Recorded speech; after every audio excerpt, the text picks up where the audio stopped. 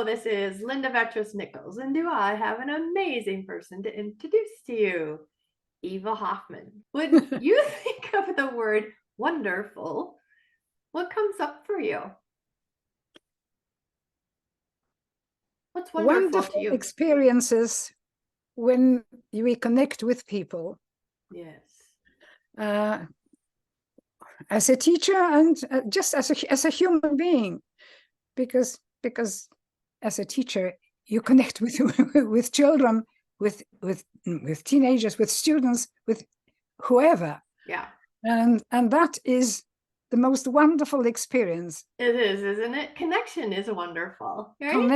Connecting, yes. Yeah, especially with kids, we learn so much from them, or animals too, right? You're not an animal person? I'm a dog person. How about you, Eva? Do you like animals? I do like animals, but I have to say that if I were to choose between working with animals and working with people, yeah, I definitely choose people. You're the people person. If you could pick only one animal, what is the number one animal that you would Giraffe. pick? Oh yeah, very cool. We just saw a giraffe born with no spots. I'm not sure that's a good thing, but that was interesting too. Yes. Ever since my trip to Africa, which was a long time ago, where I saw giraffes. Yeah. Two giraffes in this kind of position, you know, with their heads together, but their necks almost intertwined. Yeah. You know, I fell in love with the animal. Oh, for sure. Yeah, they're very interesting. Okay, we have some at a zoo close by too. When I say we, my husband and I. Okay, so the word special, what comes up when you think of the word special? Well, I take children, students, learners through what I call a self-discovery learning adventure. Nice.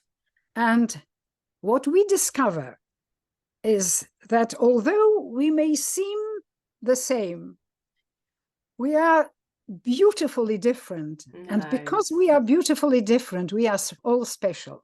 Mm-hmm. And I want people to repeat, I am special and you are special. Yeah. We are all special. Yeah. And that, I think, is extremely important because a lot of young people, even small children already at school, don't feel that they are special. Right. And not all children feel at home that they are special. Mm-hmm. And that is something to be remembered. Yeah. Sure. I teach now, ever since I watched a movie, Help. I don't know whether you have watched this movie? No. A black nanny teaches a little girl to say, you are kind, you are smart, and you are important. Oh yes, I know. She was the maid. Yes. Oh yes. This is so moving for me. And I teach my little great-granddaughters to say, I am kind, I am smart or bright, whichever. We got the Shad Helmstetter thing going on over there, positive self-talk. Do you know his work, Shad Helmstetter? Yes. Yeah, I love it. And it's important what I think, and it's important how I feel. Yeah, right? Yeah. So I love that. But the major problem with mass education is that somehow there is conformity. Some people say that it's impossible to treat children as individual, different people, celebrate their differences. Right. But I don't believe it is impossible. I think it's perfectly possible, and this is what we really need to do. Yeah. And if this is not done, at school, then we as parents, grandparents, not to mention great grandparents, Right? need to instill this feeling in children from the very beginning, when they are still little, Yeah, I when they love it. still absorb what we tell them, particularly Exactly. before the age of 7. Yeah, well, they're such That's it. sponges at 4, and for sure by the age of 7. I love it. Same and different. We're all the same, and yet we're different. That's what makes us special or unique or whatever the word is. And I love to think of, each individual person as a puzzle piece, and we put together this beautiful connected puzzle because we are connected as human beings, and yet we each play such a significant role that we are missed if we're not there. And a lot of people don't think that they really make a difference in the world, and they do. And even their energy is missed and is unique, and brings a different take and spin on things. So yeah, what else? Absolutely. What do you have to say about same and different? Yes, well, when at school children are labeled special needs, Yeah.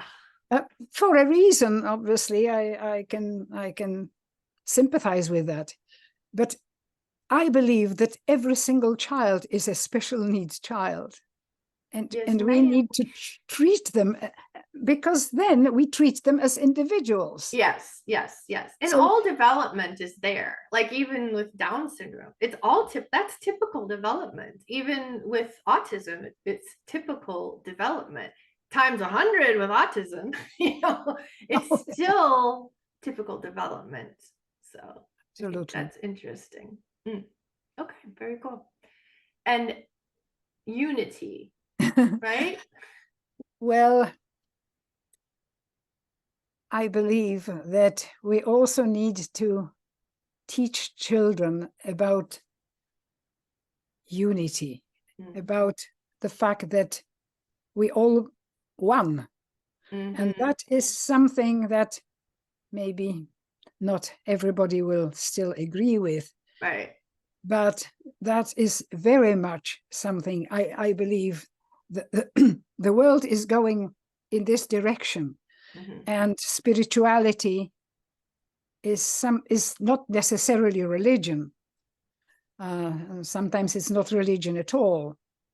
Quite often it's not religion at all. It's science apart from spirituality, which science and spirituality have merged recently, and they're merging more and more.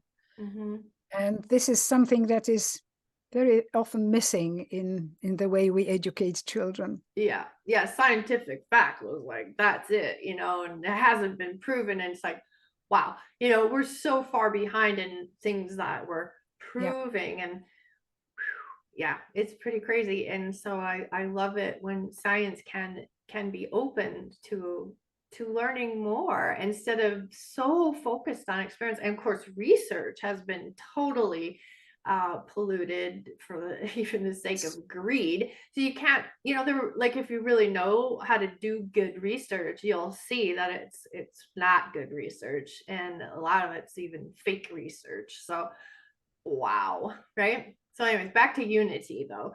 So what else comes up for you when you think of the word unity? It's about being united as well. It's about teams. It's about communities. It's about embracing more than just your little self. Yeah. Yeah, and unity breaks down into different groups of unity. So the big group is human beings, and then I have a friend and client actually who she's in the military, so she talks about, like, there's the Army, there's the Navy, there's this, there's that. That's how it is in the US. There's the Marines, right? And each of those groups, they have their own, like, hoorah, hoorah, they have their own call, if you will.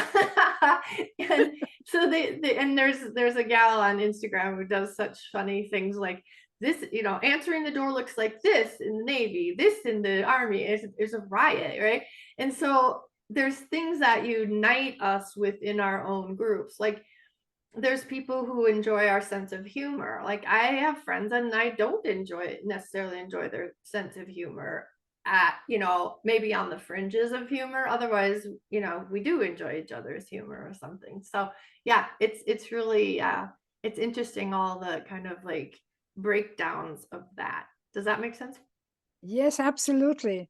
But it also brings to mind the possibility of uniting with people who are very far away.